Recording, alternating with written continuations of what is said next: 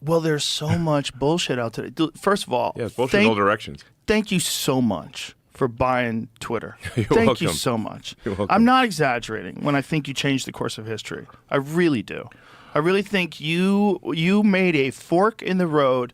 We were headed down a path of censorship and of control of narratives that is unprecedented. Forget about what they were able to do back when they had newspapers and the media under control. What they were doing with social media by suppressing information, and when you had a combined government effort, like what they were doing with the laptop story. We have 51 former intelligence agents saying that this is Russian disinformation. Take it offline, and Twitter complied. If you didn't buy that, we wouldn't have known that. We had no idea. Exactly. No, it's. I mean, the reason I bought it was because I'm pretty attuned since I was like the most interacted with user on Twitter before the acquisition. So before the acquisition, I had more interactions than like there's some accounts like Obama and whatever had higher follower accounts, but I had the most number of interactions of any account in the system. So I was very attuned to like if they change the system, I can tell immediately. Like and I'm like something weird is going on here, you know. Like so there's like I just got increasingly uneasy, and obviously when they deplatformed a sitting president, you know, don't deplatform Trump, that was just insane, you know, and the things he was posting, like he was posting things that like he was posting good things. He was saying like, hey, do not riot, don't do any destruction of property, you know. Please stay calm. Like that's the kind of stuff he was posting. And you're like, what's wrong with that? That's and then some people said like, oh, that's like some sort of dog whistle. He means the opposite. I'm like, okay, so we'll give you Trump's account. Now you post what you think you should post because you can post nothing. You can ask people to calm down. Like what? It was insane. Like it didn't make any sense. Well, it's completely illogical when you say it's dog whistling to tell his followers to not be violent. That's crazy. Crazy. That's crazy. Crazy. Don't you think they will listen to him? Yeah. Isn't that the whole point? They listened to him and created violence in the first place? That's what you think. That's what you're accusing him of. Right. And then there's the fact that we know that there was agents in the crowd that were agent provocateurs that were encouraging people to do illegal shit. Yes. We know that for a fact. This is not that. It was always the big Alex Jones type tinfoil hat conspiracy theory, because Alex proposed that back at the World Trade Organization protests. I believe we're in Seattle in the 90s. And they sent in agent provocateurs, started smashing things, lighting things on fire. Now all of a sudden a peaceful protest is no longer peaceful. They move in the cops. They shut everything down. They had it set up where it was a no protest zone where you couldn't even have a pin that had the WTO with a red line through it. They wouldn't let you go in through to go to work. So you couldn't protest. You couldn't exercise your First Amendment rights. You couldn't even like have a peaceful protest, a fucking sticker on your car. You couldn't have that. It's crazy. It is crazy. So no, I think we're very much at a fork in the road in destiny, and you know, I mean the reason I did the Twitter acquisition was like it's like, man, if I don't do this, I think we're screwed. Is the issue? Well, if you didn't do it, no one else was going to do it because it wasn't a financial winner. It was kind of a crazy move. It's a crazy move. I mean, the thing was way overpriced, and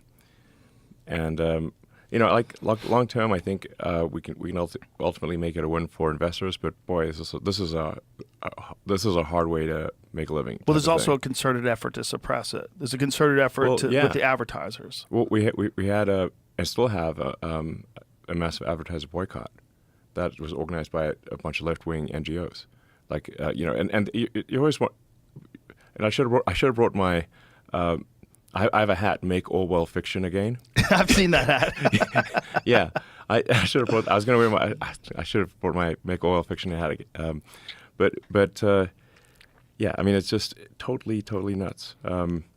So if you didn't do it, no one would have. And here's the hilarious narrative that I keep hearing from idiots.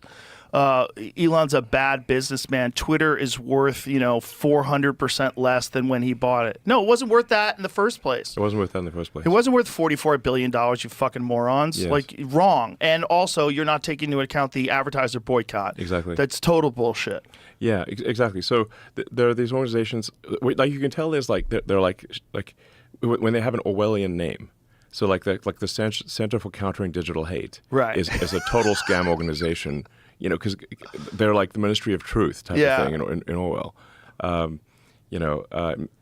They're a censorship organization. Yeah. And they organize and they pushed the advertisers to boycott. So we still have like some of the boycott is starting to lift, and I think if Trump wins, we'll see probably most of the boycott lift. But if Kamala wins, we'll see that boycott get stronger. And they'll friggin' shut down. There's no way that the sort of Kamala puppet regime would allow X to exist. You really think that they'll be able to shut it down, though? Is there a pathway to that? Yes. What would they do? Well, I mean, they can stick the DOJ on and say like, they've had this whole thing about like hate speech, misinformation, whatever. Except that they're the ones pushing the misinformation. But that doesn't stop them from filing massive, lawsuits and using the DOJ. I mean, like, the DOJ has, been attacking SpaceX, for example, for not hiring asylum seekers, even though it is legal for SpaceX to hire anyone who is not a permanent resident of the U.S. So we're damned if we do and damned if we don't. There's just an example of what DOJ can do. So it's illegal to hire someone who's not an American citizen.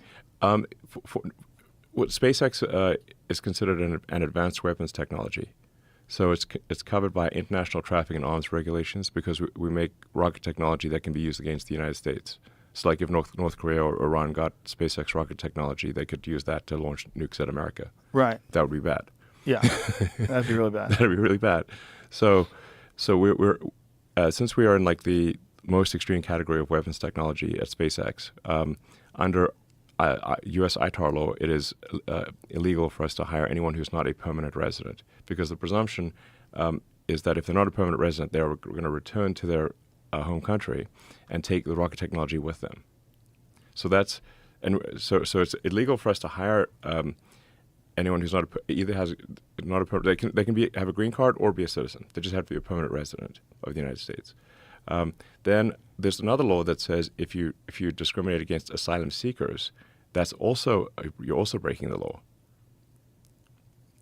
So the DOJ can only do a small number of big lawsuits every year. They launched a giant lawsuit against SpaceX, saying that SpaceX discriminated against asylum seekers, and we're like, but it's illegal for us to hire anyone who's not a permanent resident.